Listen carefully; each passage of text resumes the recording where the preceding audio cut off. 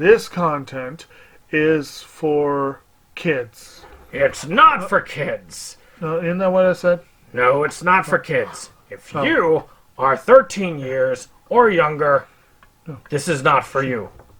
Do I have to kill somebody in order to actually make that point across? No, man, you don't have to kill no one. Wait a second. Oh, no. When we return to our planet, the High Court may well sentence you to torture. He likes movies, we like movies. SeptumSin versus the world. SeptumSin versus the world. SeptumSin versus the world. SeptumSin versus the world. I'd buy that for $1. Greetings! You're watching SeptumSin versus the world. I'm SeptumSin. This is Kotobuki Jake. Right? And we're here to show you what they got. Yes. Of course, we actually have Gundam. We do, yes. So, tell us a little bit about that lovely Gundam action. Alright, so if I'm not mistaken, it's season 2 of a series known as Mobile Suit Gundam Iron-Blooded Orphans, which is a rather recent vintage, 2015? 2016? Yeah, So that's 2016, yep. Yeah, so yes, so we have relatively new Gundam coming our way. Well, it is a compilation, so technically, you know what Funimation does. I mean, which, actually, I could see why they would put this as a two-parter. It's 50 episodes long, so each one of those two parts was 25 episodes, so yeah, I guess it makes sense. So is this the one, then, that's listed as TV2 on ANN? Yeah. I guess, yeah, okay, so yeah, that is 2016, 2017. So you've got so it's 50 episodes on there. That's pretty nice. Mm-hmm. Pretty good deal, actually. 52, it's like a little bit over $1 an episode. Yep. So, for you Gundam junkies out there, we have Gundam. So, what we're going to talk about here real briefly is, of course, what you will see coming out to a store, maybe, near you. Yes. Marion, don't you know it ain't safe to walk the streets at night? Marion, don't you know it ain't safe to walk the streets? Well, late last night in the city slums, I heard the screams of Miss Marion. She was punched square in the gut, straight down to the ground, picked up, carried off. Marion, don't you know it ain't safe to walk the streets at night? Marion, don't you know it ain't safe to walk the streets? Black warriors, you shouldn't have done this. Uppercut, spin kick, triple kick, hair grab, knee bash, a shoulder roll. I've been fighting my whole life, me and my brother, double dragon. I've been fighting my whole life, me and my brother, double dragon.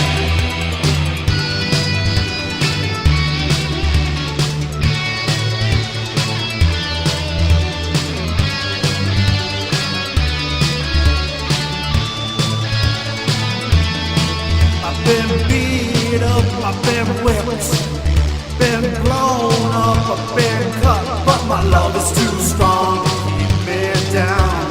I keep on fighting to the last bar. No bobo, no shit.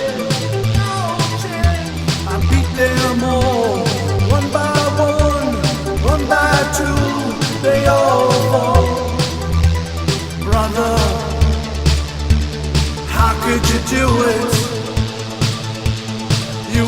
the shadow boss, kingpin, spin kick, triple kick, head grab, knee bash to win my girl back. And I've been fighting my whole life, me and my brother, double dragon. I've been fighting my whole life, me and my brother, double dragon.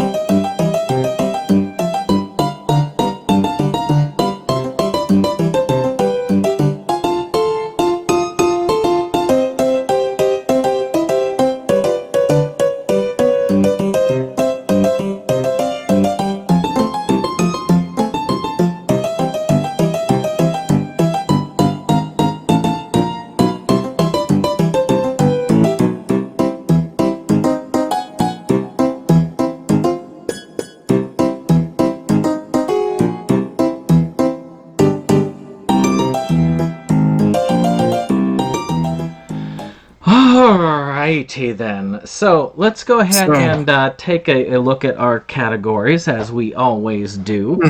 For those of you who are just joining us on our journey, I'm trying to streamline a little bit to where we can see. If you haven't figured it out, I've got like these different tabs set up. I've got Jake under the new Internet Explorer knockoff, and I've got myself under Chrome. So we have here our two ratings that are high and low, where we both have to agree, which is the priority, which means you would get this at any cost. You'll save up money. You will get this bad boy. But you need to get it. Then there's hell no, will never own, which means even if given to, we would not accept it. So everything else is we take the we go with the middle. Like if... say, a good example, if I ranked it a priority and Jake ranked it a hell no, which I think has happened, it would go to curious, which would be in the center. But let's say if I ranked it as a yes please and Jake ranked it as a hell no, it would probably go down to meh because it would round down at the center. So, speaking of, meh is well, I get it. If it was like given to me, I would check it out, or if it's really, really cheap, like $1 or something, I might get it. Curious is I'd be willing to check it out if I saw it like in a store shelf or something like that.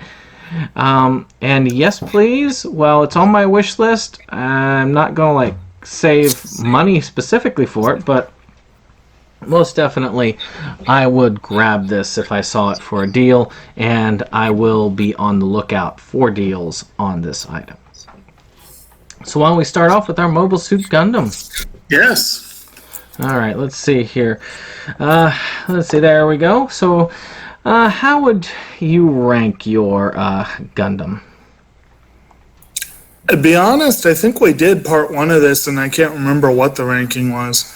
I'm going to say, though, I'm probably more curious than anything about this particular installment. If Gundam wasn't such a big series, I'd probably be on yes, please. But there's so much of it, and technically you can almost go anywhere with it. So you just throw your hat out, grab a series, and go along for the ride. Well, I guess that brings me up next. So we're going to go back here. Are You Afraid of the Dark did a 2019 3 fan favorite episodes from the classic series release here. So you can actually get like a little refresher. It's a actually this one is a limited series event. I was thinking that's what it was. Where you've got the new people, and they did a brief update. It is something I really am curious about. I didn't really care as much for the series when it was coming out, but I came back and really got to enjoy it and the classic nature of this series. So, as far as things go now, it's a high ranking on my list here. I would have to put it as a yes please for me.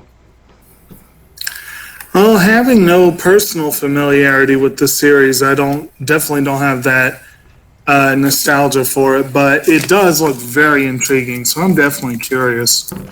Alright, so that would go down to curious. Alright, so you're up. Okay, so next up we have a movie that I believe is getting a Kino Lorber release this week called A Different Story. Came out originally 1978, stars Perry King and Meg Foster, Valerie Curtin and Peter Donat, and you know what I mean. It's basically about a couple who both happen to be gay and end up they marry in order to prevent his deportation, I think, and then they kind of end up falling for each other.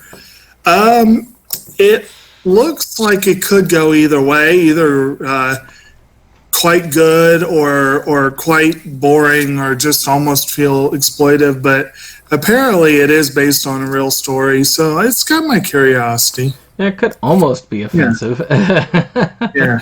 In some ways. Yeah. I'm curious. Yeah. All right. Yeah. So, next up. Boom. All right. So, we have a thing called Archive, which looks to be more of a sci-fi-y type thing.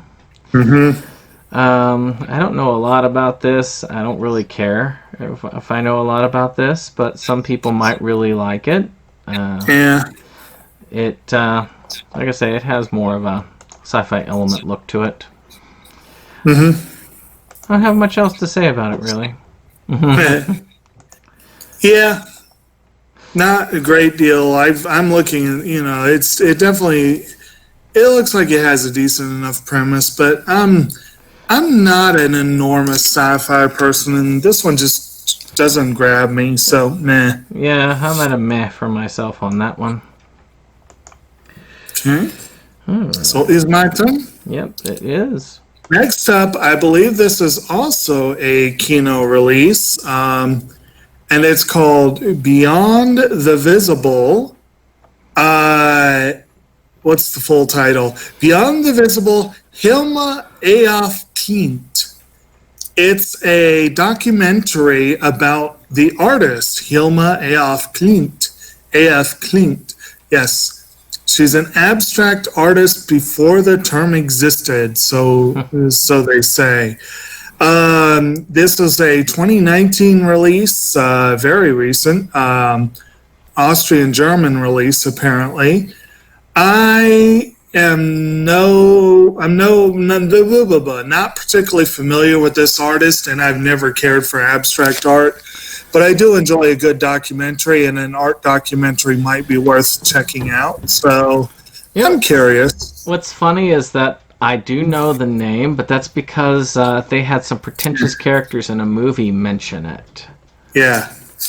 I know the name too, or it's just, I think that's that's one of the reasons I don't care for abstract art, because a lot of pretentious people love it.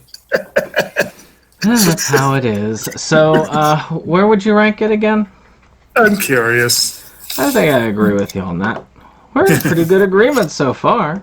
Yeah. So far. Alright, that's you, so this is me. Alright, so, next up is one that has also got my curiosity, which is Armored Trooper Votom's Ultimate Collection Blu-ray. Ooh.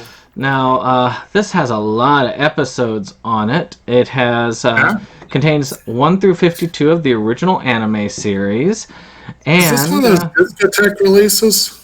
It is a Made in Japan release. Oh, okay. And let's see here. The compilation collection also includes recap compilations, those 6 OVAs, Last Red Shoulder, Big Game, Origin of Ambition, Brilliantly Shining Heresy, which is a 5-episode series, and Palestine Files episode 1 through 12, as well as the HD OVAs Genai Phantom Arc, which is a 6-episode there, and you've got Irvine Votum's Finder and Shariko's Return. So when they say ultimate, they mean ultimate. That looks that way. So go up, let me see, $45.49. So you are paying decidedly less than $1 an episode, and that's at this price. And this is a classic series. Early 80s. Yeah, so classic mecha series, so you can't really go too bad with it. To me, it's definitely, the whole series has gotten my curiosity up for a while. And it's actually, I would almost go to say it's a yes please, because it's been on my wish list. It's just low on my wish list. Right. I have to admit, my personal interest in the series is middling, but my interest in it as a notable piece of anime history and the fact that you do get a crapload of episodes for the price, it's definitely a high curious, but not quite enough to push it up to yes, please. All right. Yeah. Okay. Next up, another long-running series, but this one you're just getting a small piece of it this week, is a series that's still apparently ongoing, I guess, called The Blacklist, which stars James Spader and Megan Boone and some other folks, but mainly known for James Spader because he is easily the biggest name in the cast. But it is a series that has gotten a ton of buzz. It's been on my curiosity list for a while.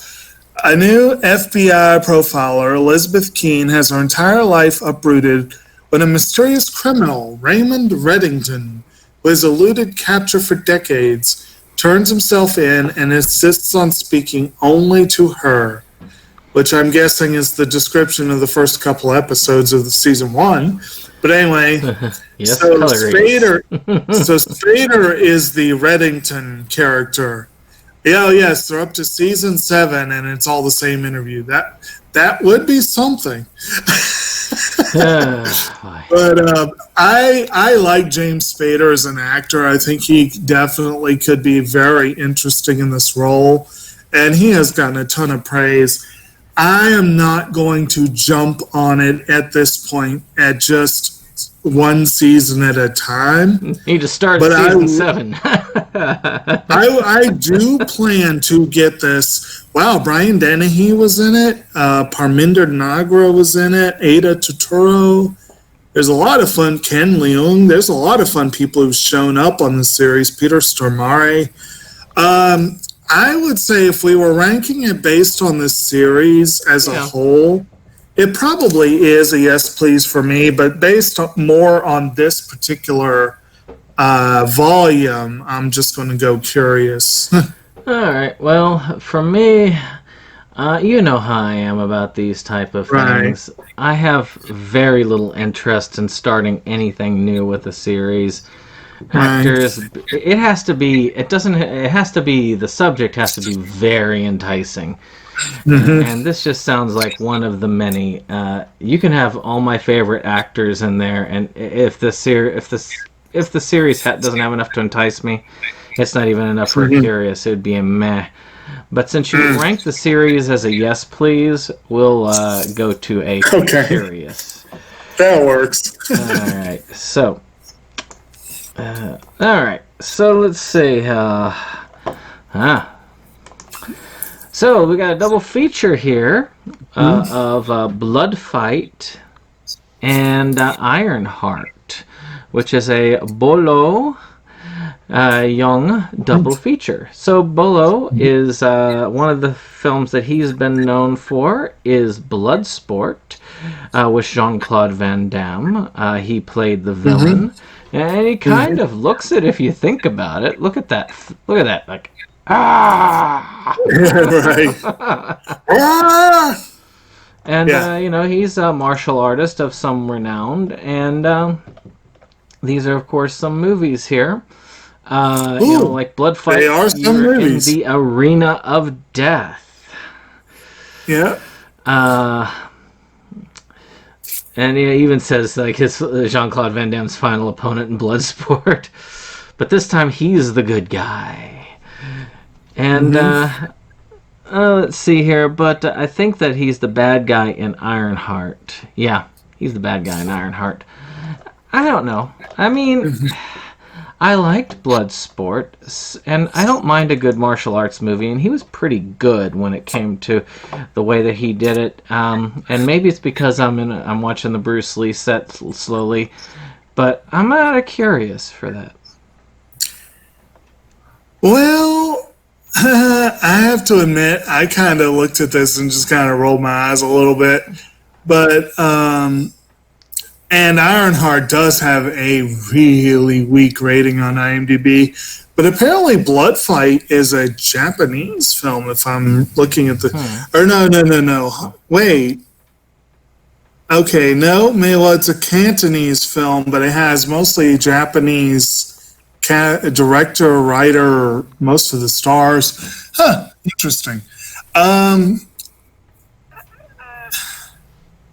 I'm right on the line between curious and meh with this one. Well, you gave me a bit of leeway with the last one, so we'll go curious. Why not? All right. Well, we're gonna bust the mold with curious this time around. Exactly. Okay, so I believe the next one takes us back to the world of Kino, with a pretty well-known film called Cry Freedom, which co-stars Kevin Kline, Denzel Washington, Penelope Wilton, and directed by Sir Richard Attenborough. It's an Oscar-nominated film from 1987. Yeah, this looks like it's probably well worth looking at. I feel like it's well known. I feel like it was on my to-watch list already, and it was nominated for 3 Oscars, including supporting actor for Denzel, original song and original score. I'm going to have to go yes, please, because of the Oscar history alone, but also I'm kind of curious. You know me and Oscar history. Right. It has to be a winner to throw it on that. It has some interesting potential, but but reading the summary, it also has potential to be something like a Green Book type film.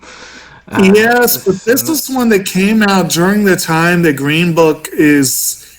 You know what I mean? It's like it wasn't so much a Green Book was a terrible movie. It was just tonally completely the wrong movie for the time.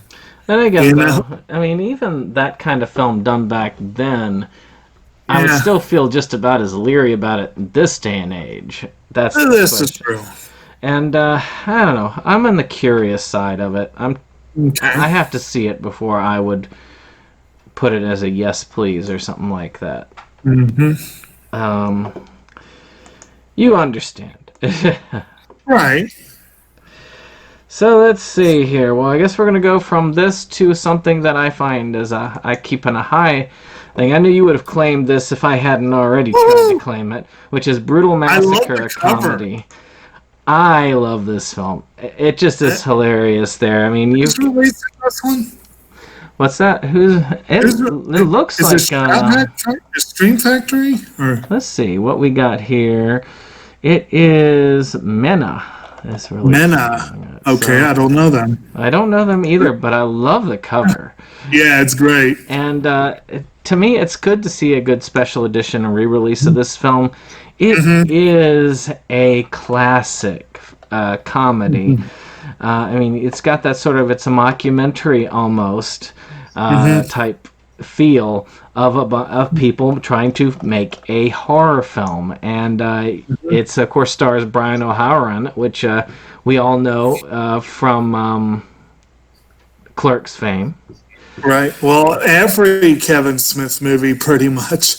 This is one of the few non-Kevin Smith movies he's been in that we've seen. And it really was a fun film. I think most people who like the horror genre should check this one out. Isn't Gunnar Hansen, isn't he the one that plays the creepy old dude? Yes. It's a fun, it is just a fun movie. To me, it is one, I wouldn't necessarily save up money for it, but I would say it needs to be on anybody's wish list. So for me, it's a yes, please.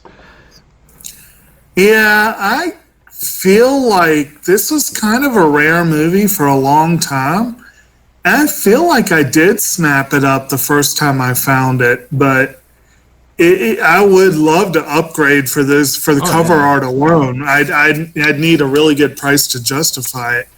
But yeah, I'll go with yes, please. I thought the film could have been better, but it was still pretty fun. I mean, if I didn't have it, I would definitely have this on my wish list. Oh, yeah.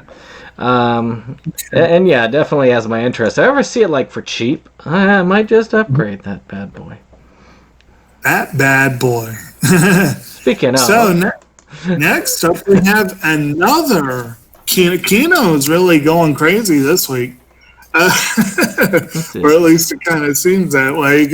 Maybe it's just because there was a smaller number of releases relative to the last couple of weeks.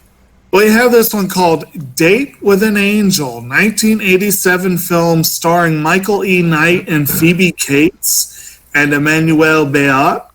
An aspiring composer discovers a broken-winged, beautiful angel in his swimming pool. When everyone finds out, he must deal with his jealous fiancée, his future father-in-law, and his friends who have a business plan. Of course they do. I am vaguely curious about this, but not strongly so. So curious.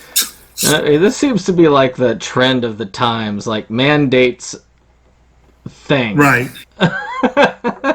That's one way to put it. Like Splash or something like that, you know? Yeah. I'm curious.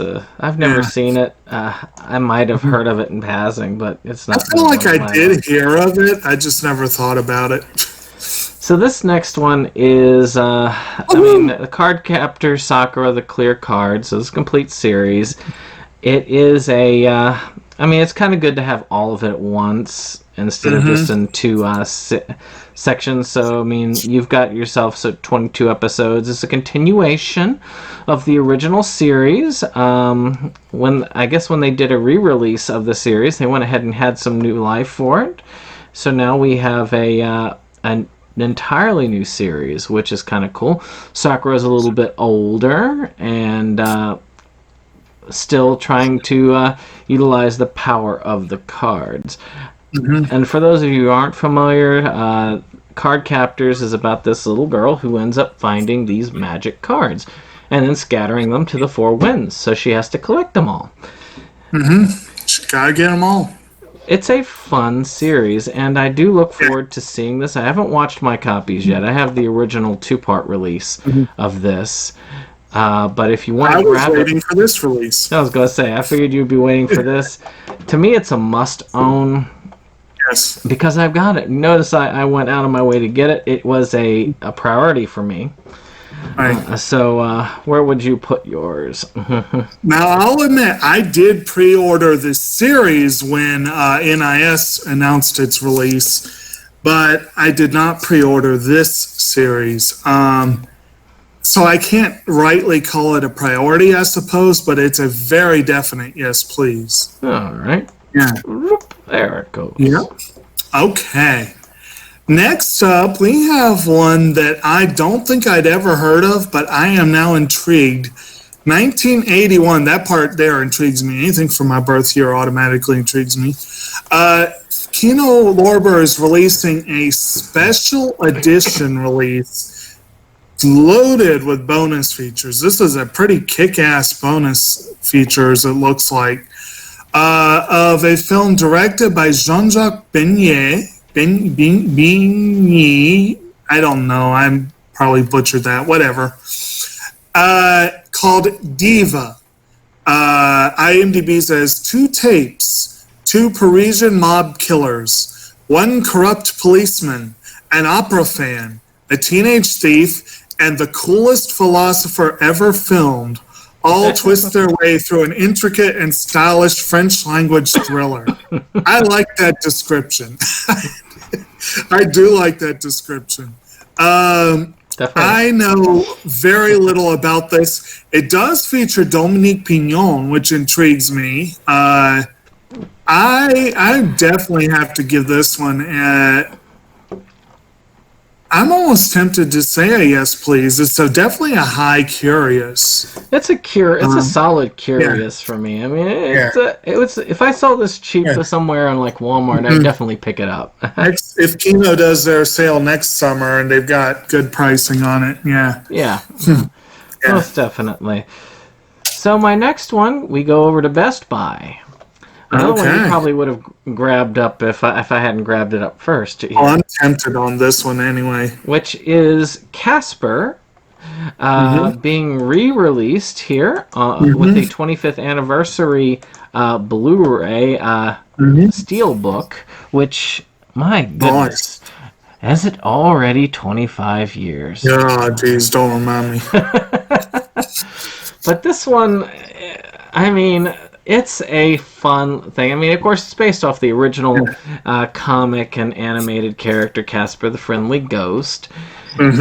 And it was just a fun romp from my childhood. And I'm sure yours as well. I mean, 95, yes. I was like 15, 16 at the time this released. But, it was still a fun film, and I imagine it was even more fun for younger children who got to see this. I mean, essentially, this young girl and her father, they go to this they inherit essentially this old mansion with this which belonged to the scientist whose son died and is haunting the house with his 3 kind of not so nice relatives. And he wants to be kind of friends with them and kind of falls for the little girl there, whereas the 3 relatives are just, not so nice. And it's worth mentioning, of course, that the family who moves in is Bill Pullman and Christina Ricci. And of course, there are these evil people who also want to steal this secret for themselves. Wasn't it? Am I remembering correctly? Was it Christine Baranski was the villain, and had Eric Idle working for her? I remember Eric Idle in there. Yeah, and then it was Catherine Moriarty, I think. To me, and the film does feature hilarious cameos from Dan Aykroyd and Clint Eastwood of all people. To me, it's a good, solid film. It's not something if you don't have the nostalgia for it, it would probably throw it down a rank. It was just okay, but it was a good, fun film. And to me, if I didn't have it already on Blu-ray in my collection, I would say I would definitely get it as a yes, please. I'm not sure I would pre-order it or anything. I think it's like $25 or something. Yeah, but it's definitely a yes, please. Yes, but definitely it's a high ranking there. All right, so for my next trick, we'll be talking about something that I believe we talked about 2 or 3 weeks ago. Delays. Yeah, apparently Eureka, the complete series, was delayed. But supposedly, this week, it'll be coming out. Supposedly. As I mentioned before, this is a yes, please for me. And it's a curious for me. Which, hey, that's not so bad, considering how I usually feel about long TV series. Right. Which I believe I said that last time, too. It is a quite curious show. So, let's see here. Speaking of stuff that I'm kind of curious about, but in a different way, we've got Elvis. That's the way it is. The 2001 special edition in like 2020, plus the 1970 theatrical version. So this is another one of those Elvis films that we all know and love. Well, this one's apparently more of a concert documentary than one of his movies, quote unquote. Thank God, too. About his return to the stage after his movie-making career. I don't know. Low curious. I'm very curious because I enjoy concert docs and because Elvis was a very talented performer and singer. I'm curious to see it. All right, so now this Aiken there was not meant to be added. That was from a previous list. I wondered about that. I was like, coming don't tell out me again. that. No. I was like, don't tell me that got delayed. No. Okay. So Good. We can't deprive the fine people of this nation, Aiken, any longer than we need to. Oh, indeed. So, along those lines of class and respectability, we have a movie from 1987 called Five Corners, which is described by IMDb thusly. A psychotic young man returns to his old neighborhood after release from prison. He seeks out the woman he previously tried to rape and the man who protected her with twisted ideas of love for her and hate for him. I mean, doesn't that just sound standing and classy and what have you? So the young man, the psychotic young man, apparently, is played by John Turturro, of course. And the young woman is played by Jodie Foster, and the other young man is played by Tim Robbins. And from what I've read, Tim Robbins apparently did a really good job in this one. It's supposedly sort of a semi-comic take on the premise, which apparently didn't work for some people. I am usually someone who's more than willing to look at something dark and twisted as a comedy if it's actually funny. And I've seen John Turturro do that with the Coens. But, and I'm very intrigued by the cast. Turturro, Foster, and Robbins together, I'm very intrigued by the cast. Well, but I had never heard of this movie before, so... It's not that expensive either. It's like $14.99. That's not too bad.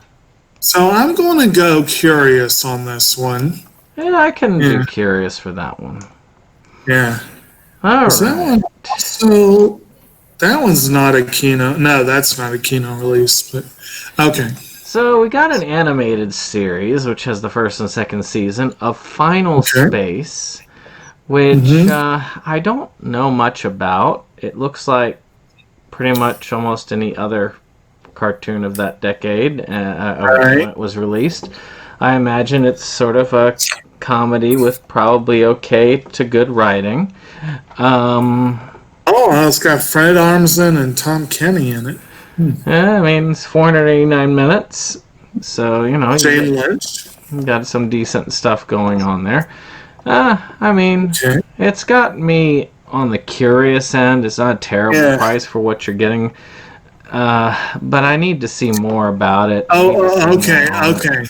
Jane Lynch, David Tennant, John DiMaggio, Ron Perlman, and Keith David, and Alan Tudyk. Okay, all of them being present gives me a lot more hope for the thing overall. I do not care for this art style. I never really have. And so visually, there's nothing to grab me there. Supposedly, the show is supposed to be a nod toward Red Dwarf, so that should appeal to you. I'm not sure that I've not seen much Red Dwarf, so. Like I say, I'm more curious than anything. I need to know more about it. I need to maybe see an episode or two before I'm sitting there going to go, Yeah, I'm gonna Yeah. get this. I have to watch a little bit of it first. I'll be curious myself. Yeah. Definitely not a sight unseen buy for me, unless I see it like. Well, I would if if it was it's a like really good $10 at price. Walmart somewhere, like on Black Friday, and I'm Right. like, okay, I might throw that in there. Yeah, no. Okay. All right. So next up, we've got something called Gold Digger. Now, why is that listed as season 1 though? Well, it says season 1. It's IMDb listed as a miniseries. Well, So I don't know. Maybe I don't know. But anyway, a wealthy older woman falls in love with a younger man, but is the relationship all that it seems? Well, they kind of tipped their hat with the title there, but yep. but you got Julia Armand and Ben Barnes and a whole bunch of other folks. It's a BBC production, apparently. I think, and this is I think an Acorn release. Yeah. Yes. So that bodes well for it, but I'm still going to go with a week curious. I'm not even sure if I'm curious. I think I'm going to go with meh. Okay. All right. Well, we needed another meh. Yeah, I was thinking that we've been doing too good with the yes pleases here. We may be getting another one soon, though. I'm sure. Ooh, well, that sounds like it could be a match. So we got this sci-fi movie called G-Lock. I tried to throw it your way, but you had too many. Yeah.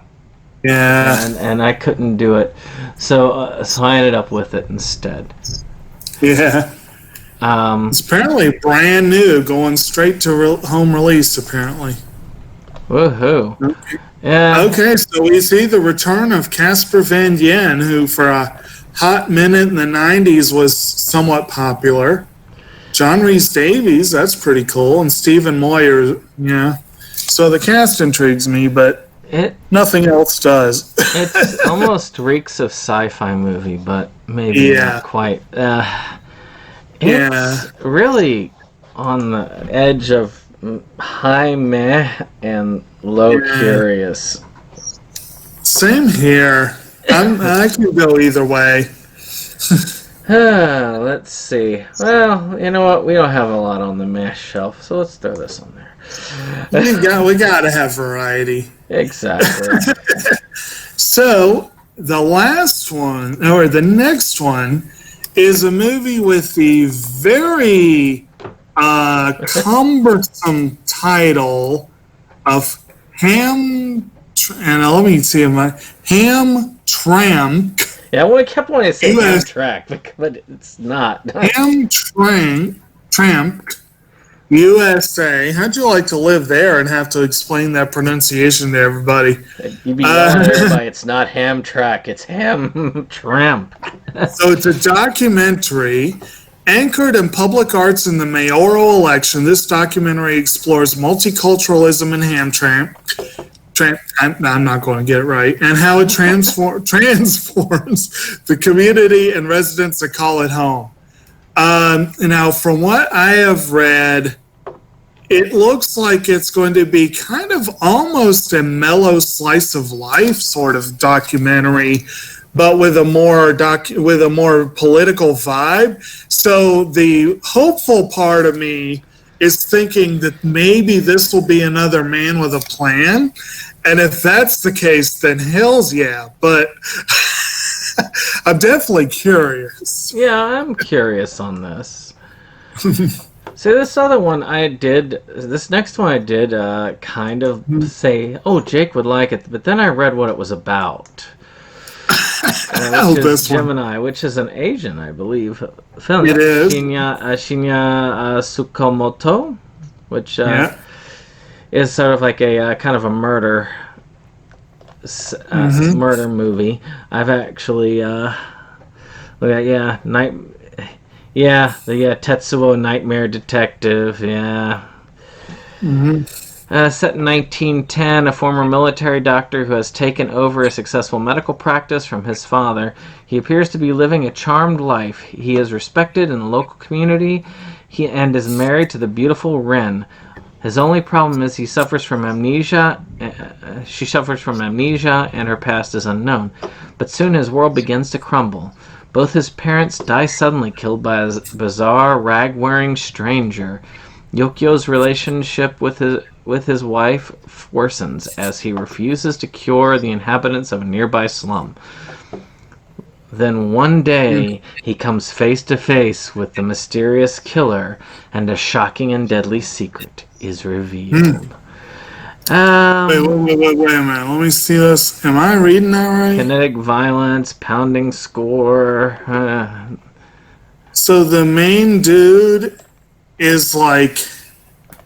The main dude is played by the main dude from Departures. Okay, that's kind of cool.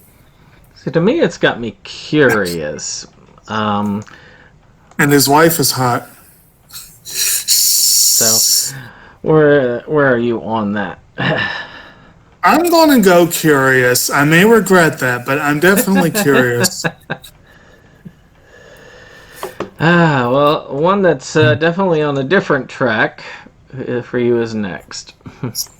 Okay. How to build a girl. Actually, there's a Chris Thiele song, How to Build a Woman from the Ground, and I believe it's actually a Jack White song that he covered. And this is what the title reminds me of. Oh, I saw Emma Thompson, and I automatically threw it on your list. Well, okay, so How to Build a Girl. A teenager living with a working-class family in a council estate in Wolverhampton, England, grows up to become a popular but conflicted music journalist. It stars Beanie Feldstein, Jonah Hill's little sister. Patty Considine's in there, and Michael Sheen, and like you said, Emma Thompson. The cast does intrigue me. I'm kind of amused by the poster and the name, but the ratings are kind of middling. And I'll be honest, I just don't have a compelling need to see this. I'm curious about it, but. Yeah. I'll admit the cover's got me curious. So yeah, I would watch it like if it came on like Netflix, and then maybe it would make me more like, oh well, I guess I should definitely get this now. All right, so this next one here is one I'm not really all that interested in, but it has. Why not? It's got the star of your favorite movie. Yeah. You know that one your wife loves so much? Speaking of Bill Pullman. Yeah, Dakota Johnson, But we've got Ice Cube also in it. Yeah, and Eddie Izzard. I mean, that's an intriguing cast. So, set in the dazzling world of LA music comes the story of Grace Davis, a superstar whose talent and ego have reached unbelievable heights. And Maggie, her overworked personal assistant. While stuck running errands, Maggie aspires to her childhood dream of becoming a music producer. When Grace's manager, he's played by Ice Cube, presents her with a choice that would alter the course of her career, Maggie and Grace come up with a plan that would change their lives forever. Nice. I'm not going to really crap on Dakota Johnson for that movie, other than it was a bad choice. She's actually pretty good in Bad Times at the El Royale. Again, it's sort of like Twilight. They're kind of directed to be bad, you know? Yeah. It's just it's a bad choice of a movie, but I'm at a low curious for that one. Same here.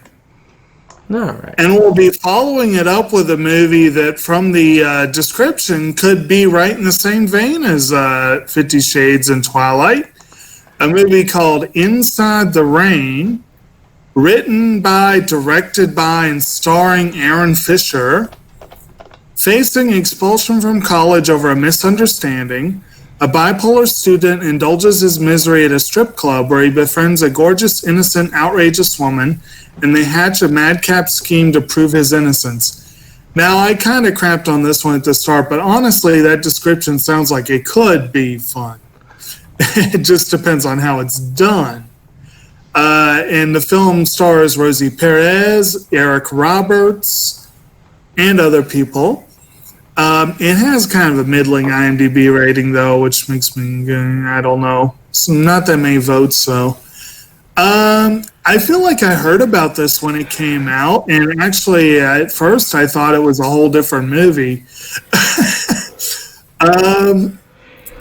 I'm sort of, I'm tempted to go meh, but I'm honestly a little bit curious, just enough to bump it up. I can go a low curious, but it was very close to meh. Yeah, it's right on the border. So, all right. Another one that's sure to get us at that level is I Am Vengeance, Retaliation. So that's another of the I Am Vengeance movies. I was going to say, it sounds like a sequel. There's just one other one so far with Stu Bennett and Vinnie Jones. You can only get this on DVD if you want it on physical. I wonder why. Yeah, it's got a whopping 3.7 IMDb rating with 247 votes. Revenge just doubled down. Yeah. I don't really feel like researching this any more than I've already done here. So I'm just going to go with meh and move on. The villain character names are all taken from characters Vinnie Jones has played in other films. So there's got to be one called Juggernaut, right? Now, if he said that line in the movie, that would be that would up it to a curious. Juggernaut. Yeah, I'm really more of a meh for this one. I like Vinnie Jones, but he's not enough to make me watch a movie by himself. Okay, so next up, Inuyasha Set 2. Yeah, I know. We already talked about Set 1, just 2 or 3 weeks ago, I think. Yeah, they're trying to get that thing out there. Yeah, so that's really cool. Good on you, Viz. As we said before, this is a classic series. It is essential. This is a hella space saver off of what was around before. So if you don't already have it, again, I'm not sure I could rightly say it was a priority because I didn't fall all over myself to get it before, but it is definitely a yes, please. Inuyasha was not a priority for me to get, but definitely it was up there as I really need to eventually get it. And you got to admit, this is really a space saver compared to your initial acquisition. Well, and I got the little individual volumes, like the 50-some of that, yeah. Took up like an entire shelf. 2 shelves. But they found a nice home. And, yes. Like I say, it was an okay series. It probably would have been a higher rating years ago these days. I mean, I've still got mine sitting on the shelf.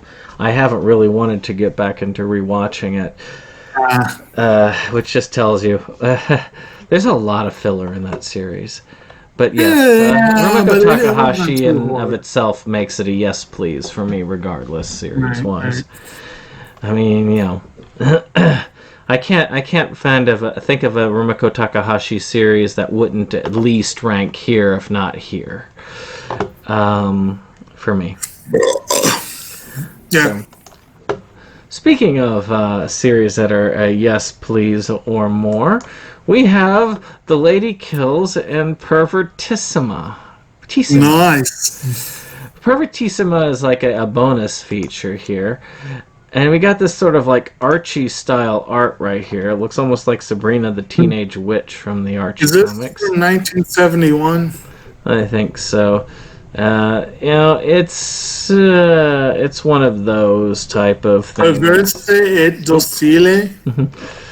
So by Jean-Louis Van Belle, is that it? Yeah, we got some interesting stuff here. A lot of nudity apparently in here. Apparently. We'll see if we get dinged for that, but probably not. We don't have enough people watch that far that it would probably do that. But hey, we get to see if it happens now. So if you like a lot of nudity and a lot of sex and a lot of killing and your stuff, I mean, and if you really like the sadist with red teeth, you'll really love this double feature here. All right. I am at a meh for this. I'm not at, because I would definitely take a copy if someone gave it to me. But I just don't think I would seek it out in any way, shape, or form. Well, you don't like the idea of French porno? I do like the cover, though. Yeah. Yeah. So where are you on that?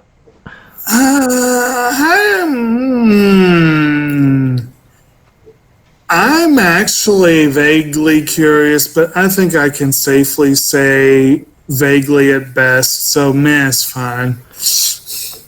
I don't know what the blood level into that is, because it's got some violence in it, too. Yeah. So we are at, next up, I'm surprised you didn't jump on this one. I thought this was one of your jams. The Legend of the Galactic Heroes De Nueces, second season. So, Legend of the Galactic Heroes is a series that I know very little about. I know it by name. And kind of like, your Gundams and your Voltums and whatever, it's well known by name. Didn't it have that giant set, like that Sentai I think release? so, yeah. I think so. But yeah, I'm curious about it. That's about all I'm at right now. I'll probably get it when it's really cheap. I only know it by reputation. It's theoretically on my wish list, but not enough that I would say it was really a yes, please. It's sort of like one of those things that sits at the bottom that never gets bought. Right. So there's a lot of those. So I'll probably put it under curious myself. Okay. All right. Yeah, let's see here. This one looks interesting. Speaking of curious, we have Max Reload and the Nether Blasters. I love the title. So, this one looks entertaining. A small-town video game store clerk must go from zero to hero after accidentally unleashing the forces of evil from a cursed ColecoVision game cartridge. Nice. And it's Mary and Will Wheaton, Kevin Smith, Greg Grunberg. So who released this? MVD Visual, and I don't know. This one actually is at least a very high curious, if not more so. I like Kevin Smith and his appearances, and this just looks like it would be entertainment from beginning to end. It looks like it would be a lot of fun. High curious, maybe a low yes please. It would definitely, I think it's going to go on my wish list. Not for $20, but maybe if it gets down to like 12, I might. No. The hopeful part of me, the little Charlie Brown part of my mentality hopes that this is another Velocipaster, and that would make it very much a yes please, but it's hard to say without more information. I'm tempted to go yes please, actually. Yeah, it's one. If I saw this thing on the shelf at Walmart for like $12, I would definitely pick it up. I would get this for 12. Yes. It's so close, one way or the other. Right. Heck with it. Let's be nice and give it a yes. All right. So. Okay. So next up is another one I had never heard of prior to this, that likewise has my curiosity. And this is another Kino Lorber release called Lucky Grandma, or per IMDb, well, no, they don't list an alternate title. Okay. So, set in New York City's Chinatown, an ornery, chain-smoking Chinese grandma goes all in at the casino, landing herself on the wrong side of luck and in the middle of a gang war. I mean, it sounds a little bit, and I could be wrong, but it sounds a little bit to me like this could have shades of Kung Fu Hustle to it. And if it's in that sort of vibe, or it's probably less wacky, but like I'm kind of thinking though that this sounds awesome. It looks like something I would enjoy. I like the fact that Kino is the one putting it out because I like their releases. So this is definitely a yes, please for me. See, to me, it's a strong curious, but you know what? Right. Since we gave Max Reload, why not? Let's be nice there. It'll be low on my wish list, but Right. definitely if I saw it cheap, I would probably pick it up. So, let's take a look-see at my next one here. We have Michael, which, back Isn't to those... this also an Angel one? What was that? Isn't this also an Angel one? Yes, Michael is an angel, and it's John Travolta playing an angel coming down to Earth, and it's got some pretty good ones. It got Andy McDowell and William Hurt in it, and Bob Hoskins, and it was a very entertaining film. It's sort of like a romantic comedy. I want to say it's about he loses his wings or something like that and has to get them back or something. Let's see here. Yeah, romantic comedy. It is a entertaining film. It's one that my mother really liked, and I kind of have a love for it myself. So it's been sitting on my wish list for a while. So it would have to be on my yes please for me, because it is one that I do have good memories of, and I do want to get it eventually in my collection. This is one that I admit I have known about for years. I think I knew about it when it was released. And it's always kind of been there, kind of like, I don't really feel like watching that right now. No, it's kind of there, and I'm like, do I want to see it? Do I not? I really don't. I haven't made up my mind. So I'm going to say curious, but it's really a weak curious. Yeah. All right, we're getting there. All right. So, speaking of a very weak curious, next up we have the season 6 release of NCIS New Orleans. Now, of course, we've been talking a lot about NCIS lately because apparently a lot of them. Yes, and each one we get it's like the series of diminishing returns. The further we get away from the original, the less I give a damn. So I'm going to go meh on this one. And I never gave a damn in the first place. So I'm back to meh. All right. So over to Mikey, which again, I almost tried to give this one to you, and then I read into it, and I said, oh, wait, he probably wouldn't want this. I thought you'd already picked this as, like, one of your favorites. I thought of this one. I originally saw this, and I didn't see the blood in this part. I just saw this, and I was like, oh, this is probably one of those art house films.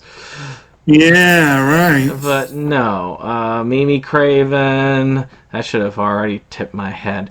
Ashley Lawrence. Yeah, it's a semi-horror tale. Well, not semi. I really would have thought you'd have known this one because I know of it at the very least. It kind of reminds me of what could be like an Omen type, demon child thing. I was sitting here thinking about like The Good Son, but darker. Yeah. it looks like it's got my curiosity up. I want to see it, but I'm not paying any $22.99 for it. That's for sure. For that, maybe the 13. No, maybe the $13.99. And in the UK, if that helps. So, like I say, it's kind of curious for me. What do you say? I'm definitely curious.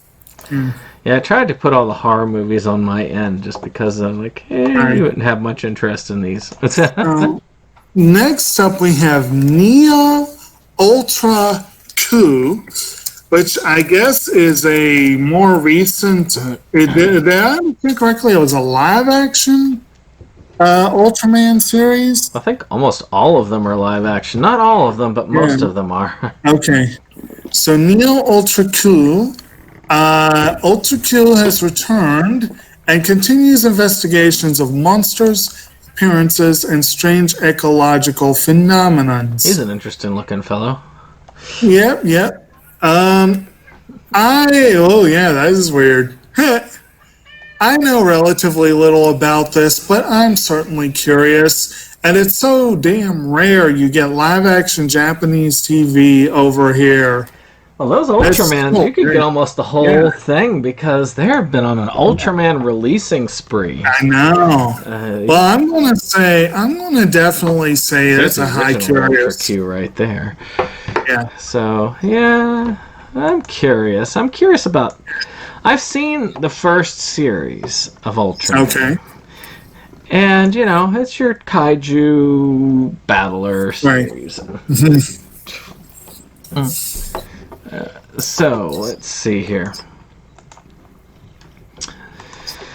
So my next one is a lovely little thingy.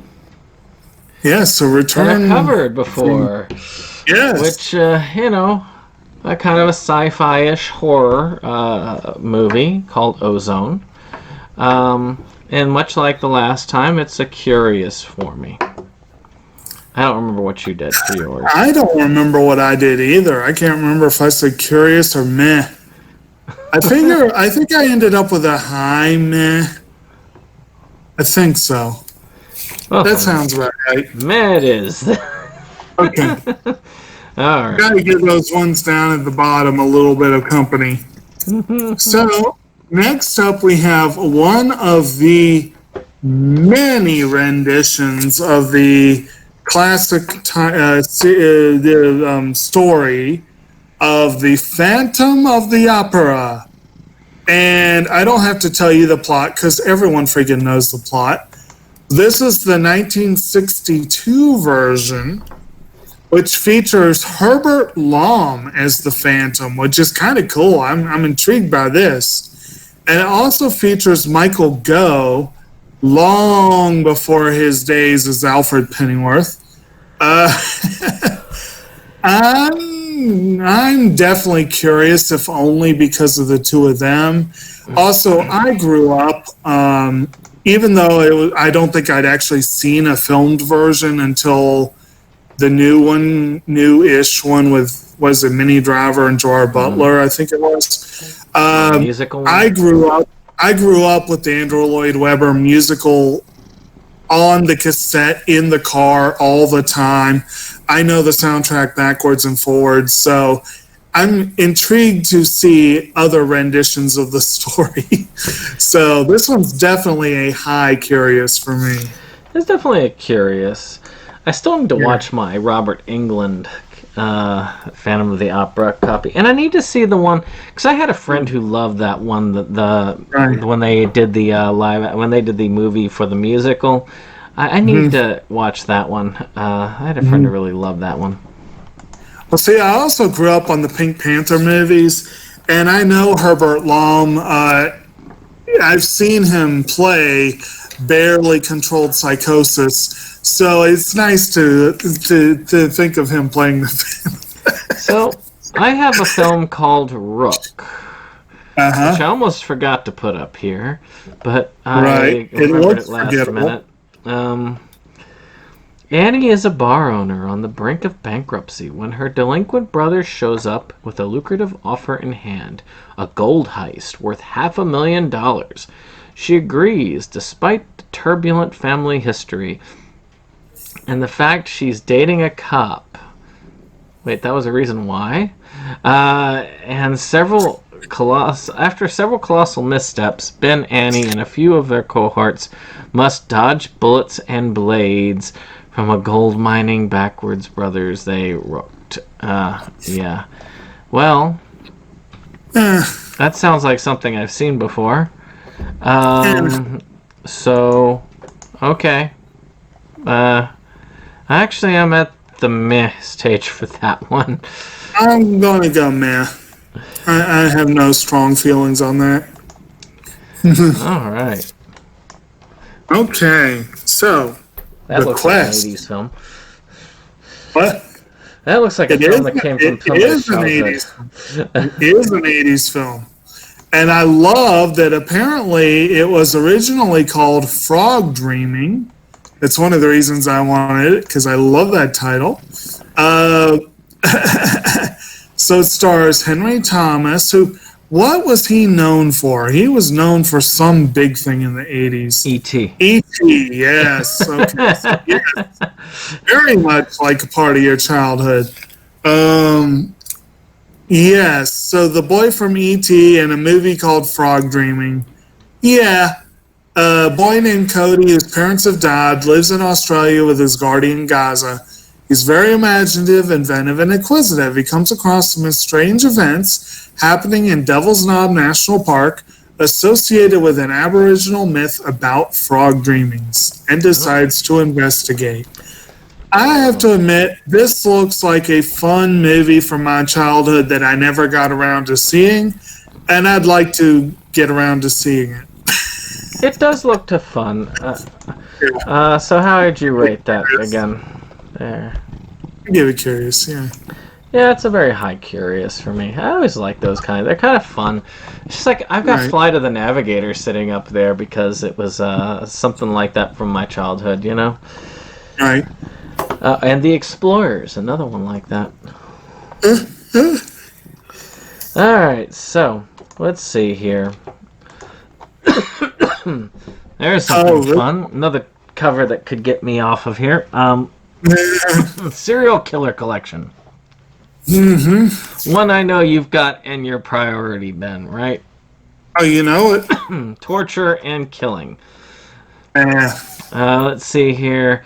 Mainstream movies that depict serial killers completely sanitize their actions, or they rely too much on blood and gore. In this collection of 4 movies, the emphasis is on bizarre, abhorrent behavior. Ooh. The main feature, depraved, is a word that sums it up the best. But there are 3 other movies that are just as twisted. This looks like something that would be more up Mo and Dave's alley than mine. Yeah, is this the 2019 Depraved? Maybe. It says a disillusioned field surgeon suffering from PTSD makes a man out of body parts and brings him to life in a Brooklyn loft. Yeah, it doesn't sound appealing to me. See, to me, that's a meh. I would be willing to check it out if someone gave it to me, but I really don't. I don't know if I would. I might pick it up, like, out of curiosity at the Dollar Tree, but I don't know. I'm going to have to go with no more information than that. I'm probably going to have to go hell no based on that, what I found for Depraved. I really don't know if that's fair, but screw it. We need a hell no on there. Well, yeah, but I rated it as a meh, so it's still a meh. Okay. Oh, well. It wasn't for lack of trying. Yeah, almost got there, but not quite. And now one that looks identical to it in every way. Yes. Sonia, the White Swan. So this, I believe, is a Kino Lorber release. Yeah. It is a 2018 biopic about Sonia Henny, one of the world's greatest athletes and the inventor of modern figure skating, who decides to go to Hollywood in 36. Sonia is played by Ine Marie Wilman. I don't really know most of this cast. Don't really, and it has middling ratings on IMDb. And while this could be an intriguing subject, it might not be. But biopics are a dangerous proposition. They can be really incredibly awesome or extremely tedious or somewhere in between. And I'm feeling this is likely to be somewhere in between. I'm still going to give it a low curious, but Yeah, I'll give it a curious. I mean, it could be good. Right. So, moving from serial killers to skinwalkers. Yes, a major upgrade. Skinwalker with Amber Anderson and Jefferson Hall. Unterkühler in Skinwalker. There we go. I am curious just for that cover. It looks interesting to me. Bury your past. Rain is a fragile young woman trying to build a new life, safer and happier than the one she had as a child. Escaping her trauma is not easy, however, when her grandfather is brutally murdered. She must return to the village she once left to revisit the gruesome horrors of her past and protect herself and her family. It's a strong curious for me. I just love that title. That guy there, he looks like he's gonna have some fun with that hook. Yeah. I have to admit that I'm almost the opposite. The cover kind of turned me off to it. I'm still going to give it a meh because there's enough there to make me think I would at least accept it. I don't know that I would watch it. Well, if it was an Inside Movies Galore. If it was Inside Movies Galore, I would probably try to get Dave to give me a rip of it to decide if I should get it. But again, I probably would consider getting it at the Dollar Tree or something. Yeah. Okay. So, the next one up is one that, kind of like Michael, I have known about for many, many, many years and just never bothered to watch. And that's a movie that's getting a Kino release this week called Tender Mercies from 1983. It's a double Oscar winner for Robert Duvall for Best Actor and Best Original Screenplay for Horton Foote, and also nominated for Best Picture Director and Original Song for Over You. So definitely an Oscar history there. And of course, you've got Bruce Beresford directing, Robert Duvall, Wilford Brimley. I mean, that right there is just all you need to know. And those he just two passed not long ago. And then, I know. And Ellen Barkin.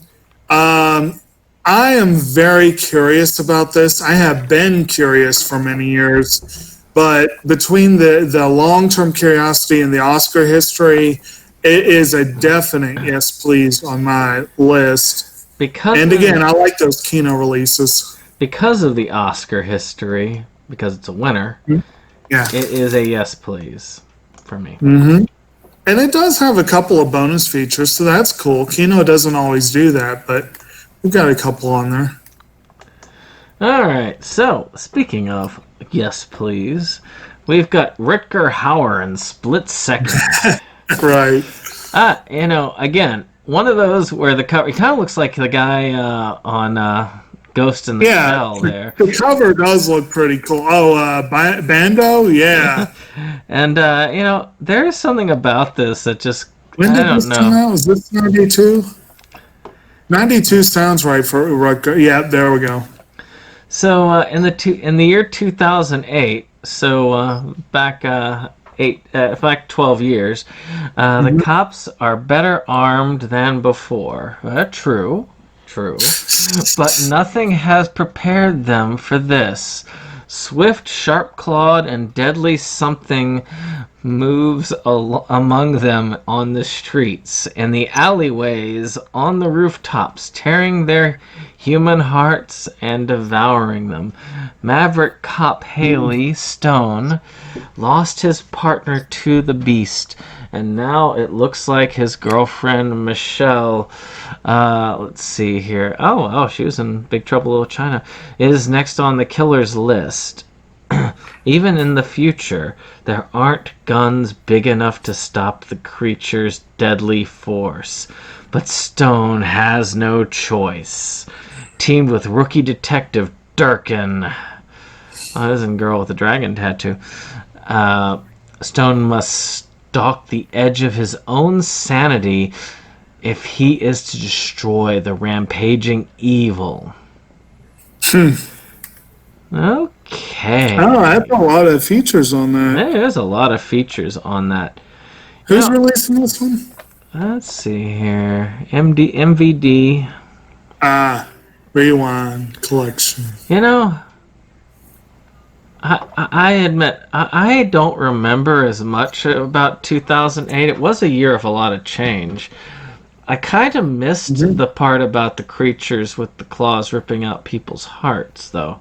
Yeah, me too. It might be good to get a good history lesson. The way to tell some people, some people would tell it, though, you know, you're just forgetting on purpose there. You know, I gotta say, a movie like that has me at a yes please, because it just just to see the title 2008 it's the future. I'm just like, yeah, just nice. Like when I was watching the later Planet of the Apes films talking about when the apes get ready to take over and it says 1992. right, which I think is when this came out. Yes. So yeah. So no, this took place in London. That's why we didn't see those. Yeah. That makes sense. So where would you rate this on here? I have to admit, I'm curious, but it does worry me that the violence and gore level may be higher than I would prefer. But I'm not willing to pay a lot for it. But I'm not necessarily going to relegate it to Dollar Tree either. If you saw this for like $10 at a Walmart. Maybe. It's the kind of thing I would buy at Walmart because it amused me to do so. Yeah. So maybe I would give that a low curious. That's the very definition of curious. I look and buy it because it amuses me. Well, there are certain things that it just seems wrong to buy from Walmart. So, of course, I try to when I can. So, let's see. Yeah. Back to you. We're almost done. Okay. So, we have... Wait a minute. Oh, sorry. I was getting my titles mixed up there. I almost typed in Dane's favorite movie there. Okay, so Valley of the Gods... This is a film that apparently just came out, written and directed by Lech Majewski, and starring Josh Hartnett, Jamie Ray Newman, and John Malkovich, and another John Rhys Davies role. Entwines Navajo lore with a reclusive trillionaire and his would-be biographer, creating a fascinating, mysterious, and idiosyncratic vision of America. This sounds like it could be really freaking weird. It sounds like it could be really, really good and or really tedious. And notice I say and. It might be both. I like that pool scene there. That looks kind of cool. Or that fountain. I like that fountain. That looks pretty cool. Oh yeah, that's nice. I'm definitely curious about this one. I'll go with that. I kept thinking Food of the Gods when I originally saw this. I was like, oh, yeah. I know that film. And I'm like, oh wait, that's not that film. Yeah. I'm a little curious. Okay. It might be too artsy for me, but I can't tell until I see it. So here's Right. one that I really had no interest in whatsoever, or even knowledge of before they brought it up, which was Tri-Nights, a Right. 12-episode anime about rugby. I think I've heard of this because it's about rugby and how many shows are. I feel like I did hear about it. It's But- Sentai, so it might get a Yeah. low ball price tag on one of their sales Right. later on. Their Blu-rays only go down so far in these sales, but Apparently, this one has almost no info on IMDb. I mean, ANN. yeah, it's kind of It's- a harder one apparently to look up elsewhere. Well, it looks like it just came out, and they must have decided to go straight to home release because of all the COVID delays. This Yes. has me wondering. I'm at a meh. I really have no desire to watch an anime. It's sort of like Eye Shield 21. I have very little desire unless someone were to give it to me. I would watch it then, maybe. It usually takes a lot for me to go full meh on a Sentai title, just because they do tend to be nice releases that tend to go cheap after a while. But there's So I'm some gonna today go- I still don't I'm gonna buy be at a- that point. Yeah, I'm going to be a low curious, but it'll probably still round a meh. Round and down. Okay. So for my last one, Criterion lately has been doing some big sets. And we have been talking about people who are ripe for a complete collection. And so here we have the complete films of Agnes Varda, who passed away rather recently, I believe late last year. she had Not just given before me leaving films. us with a wonderful documentary called Faces Places. Right there, as a matter of fact. Yes. There's also a very very acclaimed film that she did, or that was done about her, or I don't remember exactly, called The Beaches of Agnes. But the total listing here, we have Varda by Agnes from 2019, La Pointe Courte from 1955, Cleo from 5 to 7 from 1962, Daguerreotypes from 1975, Les Bonheurs from 1965, L'Écriture from 1966, Uncle Yanko from 1968, Black Panthers from 1970, Lions, Love, and Lies from 1969, Murmurs from 1981, Documenteur from 1981, One Sings, the Other Doesn't from 1977, Vagabond from 1985, Jane B. Par Agnes V, 1988, Kung Fu Master from 1988, Jaco de Nantes from 1991, 101 Nights from 1995, The Gleaners and I from 2000, The Gleaners and I 2 years later from 2002, Faces Places from 2017, Agnes de Chi de la Varda from 2011, and The Beaches of Agnes from 2008. And again, she was just a very amusing character in Faces Places. I really enjoyed this little old woman just wandering around. I did enjoy Faces Place. Yes. It was a good film. And it looks like a lot of this would definitely be the kind of movies that would send Jay Sherman into an orgasmic tizzy. But I still want the set. I'm obviously not going to spring for it right away. I might consider it in November when the next sale comes around. But I'm going to say it is a yes, please. Yeah. It's not going to be one of the ones I'll be popping in right away. It's one that's definitely high on my list, so I would go with a yes, please, as well. Okay. Who knows? Maybe I'll end up collecting almost all these giant Right. sets, except for the Olympics one. I don't know. And actually, we didn't even really go into the Oscar history, but I believe a couple of those films are winners. I know Faces several- Places was nominated. Yes, it was. Which is how I heard of it.